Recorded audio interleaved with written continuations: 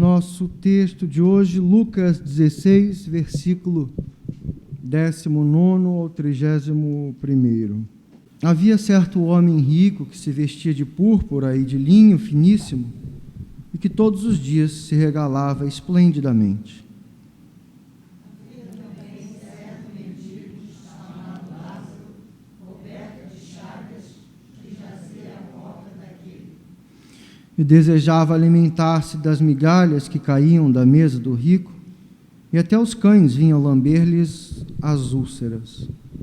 Aconteceu morrer o mendigo e ser levado pelos anjos para o seio de Abraão. Morreu também o rico e foi sepultado. No inferno, estando em tormentos, levantou os olhos e viu ao longe a Abraão e Lázaro no seu seio. Então, clamando, disse: Pai Abraão, tem misericórdia de mim e manda Lázaro que molhe na água a ponta do dedo e me refresque a língua, porque estou atormentado nesta chama. Disse, porém, Abraão: Filho, lembra-te de que recebeste os teus bens em tua vida, e Lázaro igualmente os males.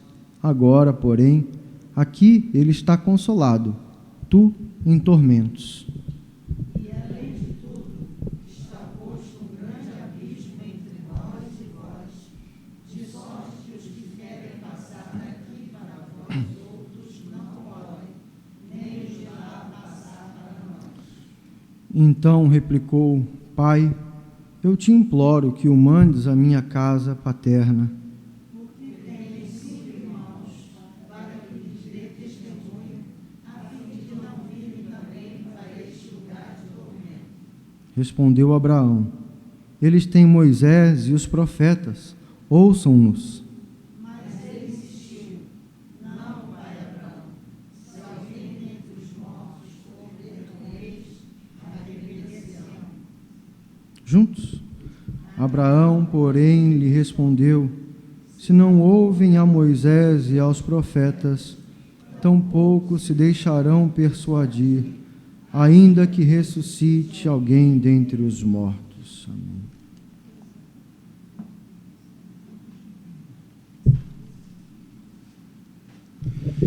Existem algumas maneiras de lermos esse texto, de interpretarmos esse texto.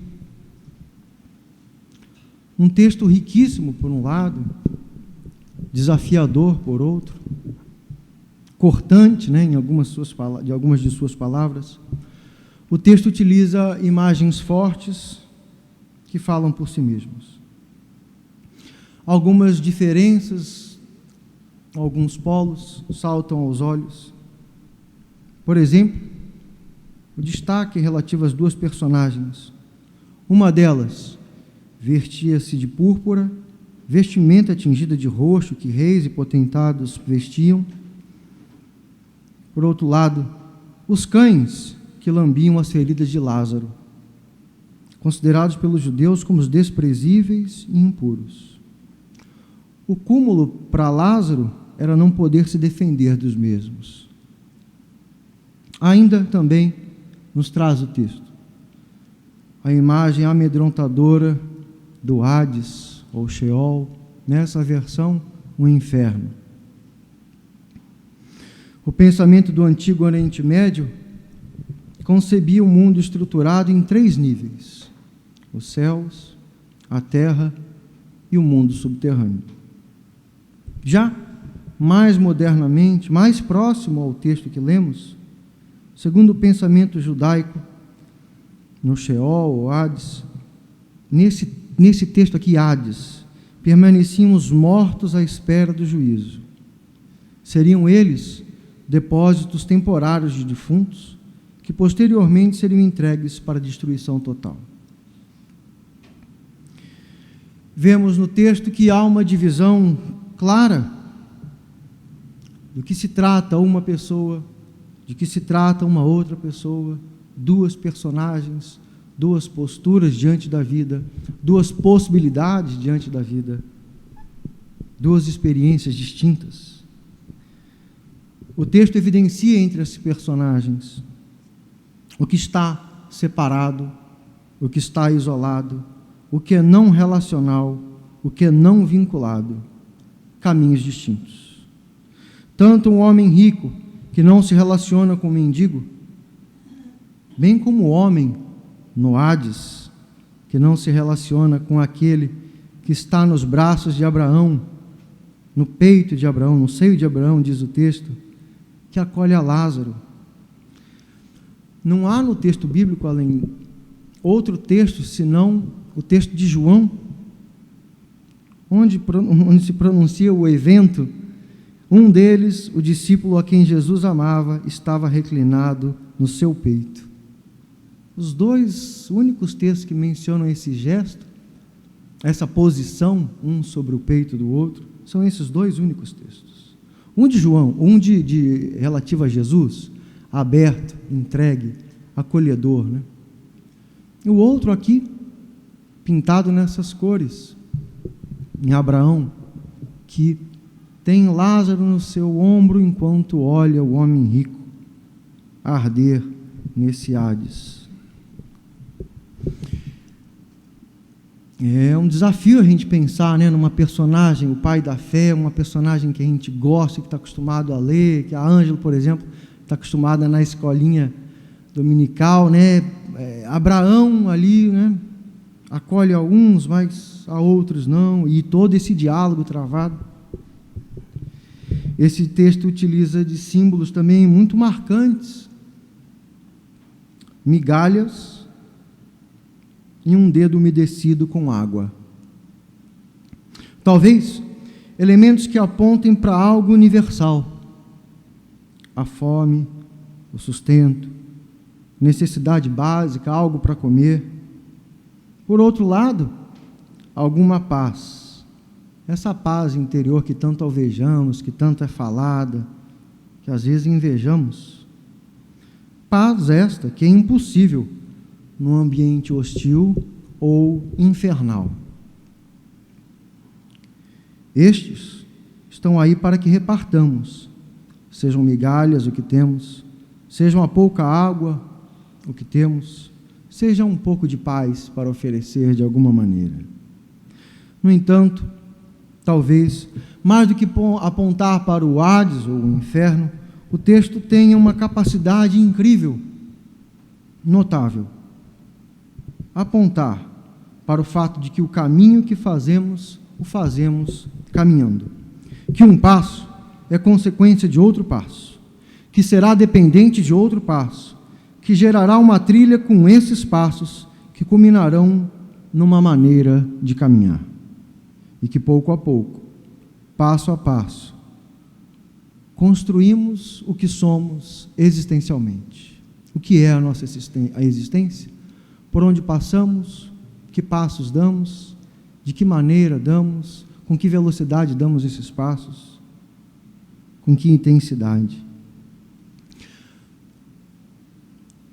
Que pode nos levar a uma experiência infernal ou não, de uma maneira ou de outra, pode nos tornar sedentos ou não de uma coisa ou de outra. A maneira mais popular, no meio religioso, evangélico, que encontramos desse texto não é exatamente essa leitura que eu tento fazer. Uma delas eu recebi pela internet, uma interpretação breve desse texto, e guardei, me chamou a atenção, guardei. Utilizo ela aqui hoje e compartilho com vocês um comentário a respeito do texto. Vejam vocês. Essa parábola, nos diz o pastor em questão, nos leva a concluir que quando eu e tu deixarmos esse mundo, receberemos uma sentença. Veja que Lázaro foi levado ao seio de Abraão e o rico aos tormentos do inferno. Isso pressupõe uma sentença de Deus logo após a minha e a tua morte. E ela é definitiva. Pois o mal não pode passar para o lugar do justo, nem vice-versa. Eu já fiz a minha opção. Quero ir para o seio de Abraão. E tu? Para onde queres ir? Tudo ou nada. Ou vai ou racha. Ou fica ou desce. tem uma certa pressa, né, para definir, um certo vômito nessa expressão, né, uma segurança demasiada, uma certa, né, incomoda um pouco essa segurança toda. Como é que é? Uma moça, eu ouvi falar uma vez, eu frequentava a época uma igreja pentecostal, não, eu estou tranquila, esse pessoal aí tudo bem, a minha passagem para o céu está garantida. E é interessante, isso é muito forte, né? Essa certeza é muito dura, né? Tudo que não dá espaço para a dúvida é muito perigoso. Seria esse texto um apelo, um convite? Seria essa interpretação do texto, né? Uma ameaça? Não sei. Há poucos dias a gente viu a reportagem de um menino nova-iorquino que mandou uma carta para o presidente Obama, né?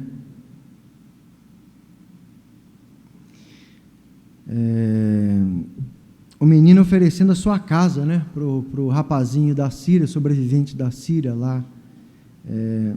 E a carta diz o seguinte: caro presidente Obama, lembra-se do menino que foi socorrido por uma ambulância na Síria?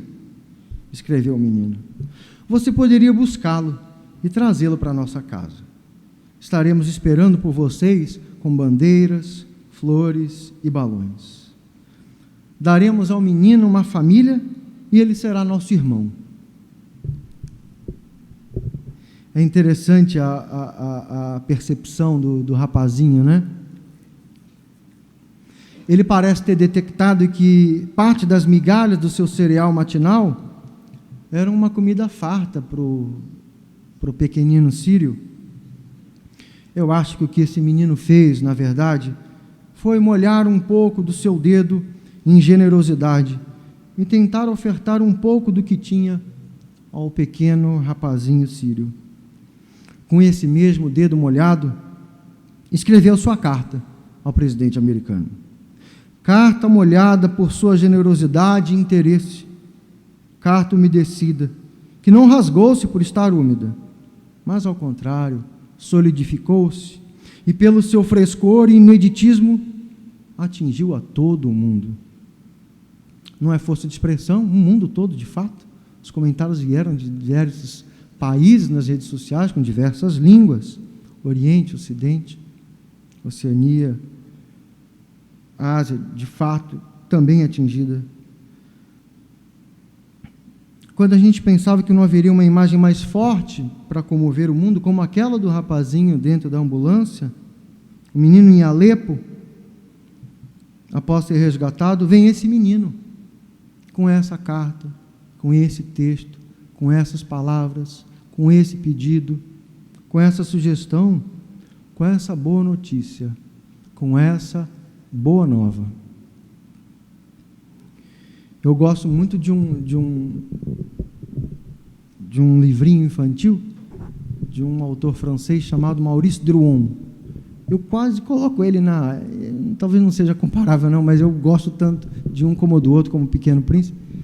E essa obra do Druon, é um autor francês, escreveu pouquíssimo.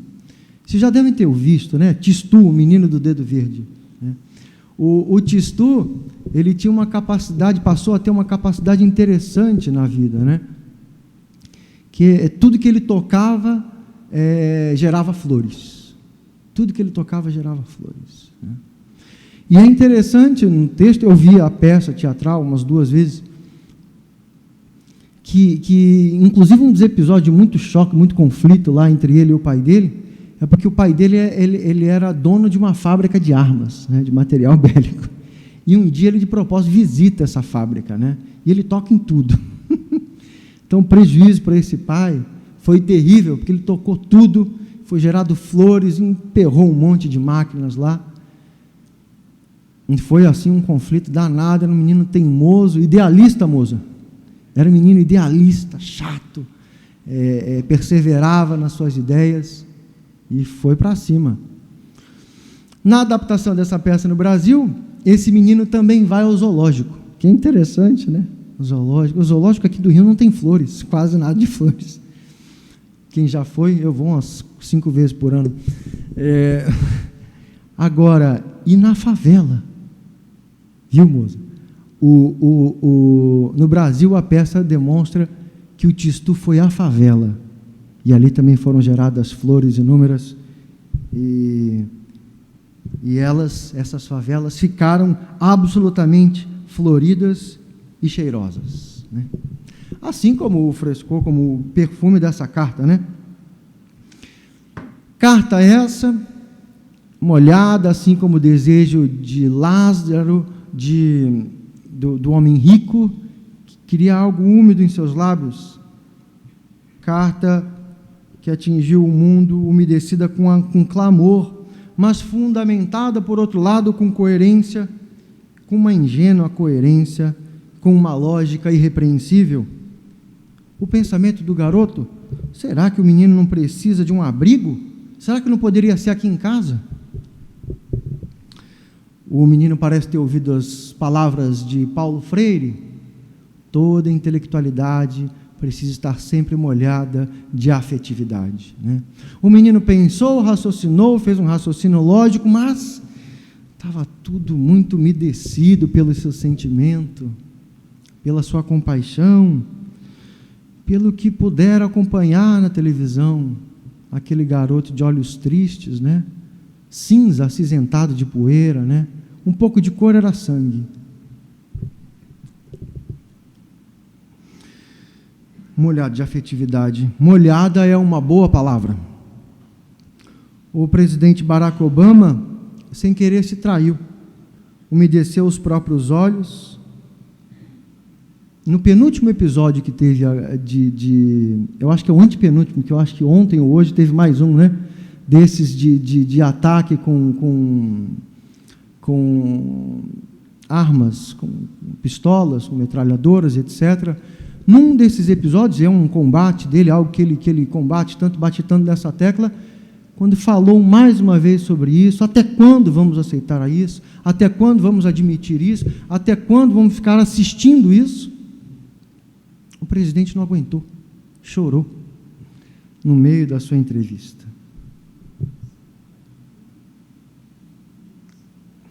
Agora, de novo, estivemos, né? Isso foi há 4 dias o episódio da carta do menino.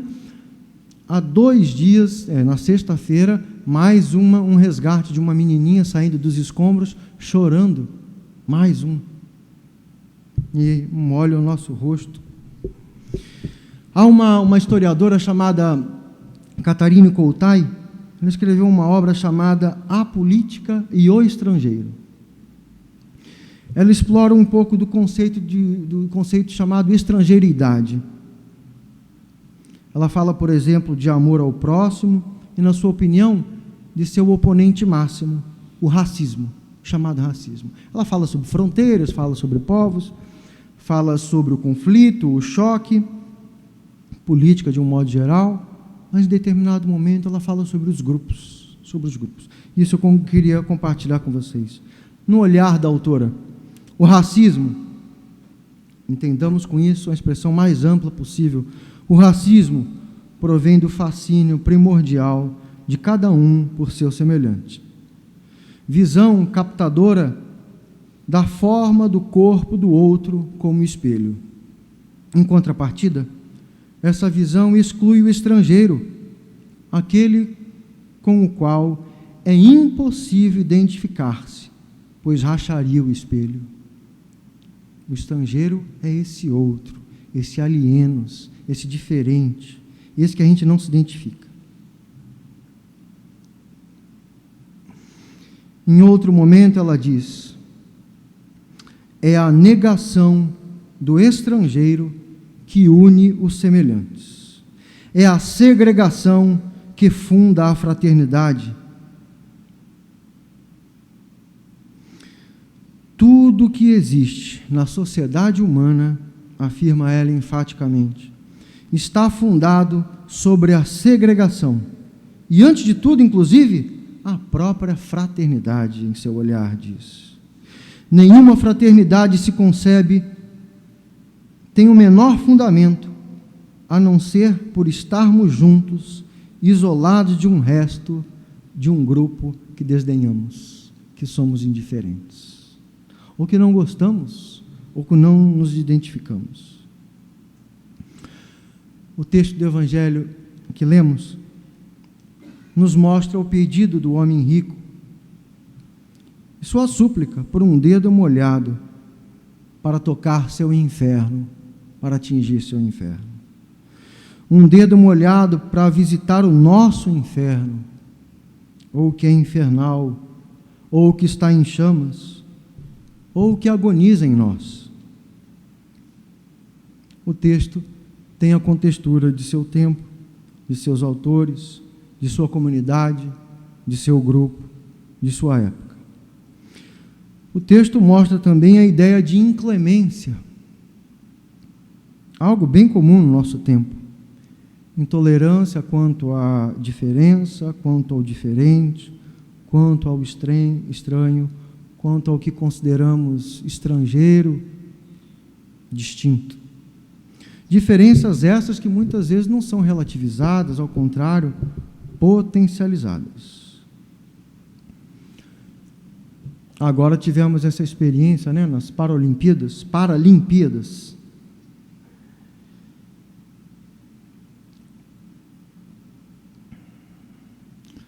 Nós vimos, muitos de vocês postaram as experiências que tiveram nas Paralimpíadas, e foi algo que tocou a gente de uma maneira muito parecida, né? Todo muito emocionado, todo mundo muito afetado, muito sensibilizado com essas histórias. E como era interessante, a gente estava sensibilizado, afetado, mexido de alguma maneira, com figuras tão distintas da gente, mas que, por outro lado, a gente conseguia reconhecer como nossas, né? Como seres humanos. Embora, às vezes, disformes, alguns deles, de fato, concretamente, disformes, alguns com paralisia cerebral, por exemplo, disformes, um corpo apresentado de uma maneira distinta do que a gente está acostumado a ver e que, obviamente, no dia a dia chama muita atenção, mas essas figuras diferentes ou estranhas, distintas, incomuns, nos tocaram a todos. Os deficientes molharam os nossos olhos, concretamente, isso aconteceu com muita gente, né? Aquilo que a gente viu nesse pessoal, nesses atletas, é vida. No caso de muitos deles, exibidamente vida, orgulhosamente vida, insistentemente vida, a despeito de tudo, a despeito de todo limite. O que mais me chamou a atenção foi aquele mesa-tenista, né? O tenista de mesa, e não tinha braços, né? Levantava a bolinha com os pés e golpeava com a boca, segurava a raquete com a boca. Talvez esse rapaz pudesse dizer para a gente que ousaria molhar um pouco os nossos lábios com o que ele entende por vida, com o que ele entende por viver, pela sua tentativa de viver da melhor maneira possível. Molhar um pouco dos nossos lábios com o que ele entende por insistir em viver, em tentar produzir, no sentido de gerar algo, de produzir um produto, de gerar um produto a partir dele, em participar, em fazer parte de algo, insistir em ser. O texto, como lemos, tem marcas muito claras, interpretações feitas deste texto, parece que tem marcas ainda mais claras. O texto quer dizer exatamente isso, A, B, C, D, E, como se fosse, de fato, em uníssono, pronunciado por todos, interpretado por todos, como se fosse. Então eu pensei num texto que eu gosto bastante, que fala também dessas diferenças, fala da partilha do pão, ou do que temos, mas também fala da dúvida, ou fala que pouco sabemos a respeito das chamadas coisas de Deus. Encerro com ele, texto de Eclesiastes 11. Lança o teu pão sobre as águas, porque depois de muitos dias o acharás. Reparte com 7, e ainda até com 8, porque não sabes que mal haverá sobre a terra.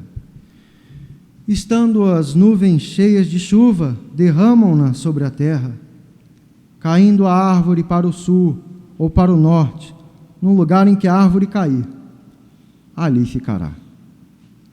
Quem observa o vento não semeará, e o que atenta para as nuvens não cegará.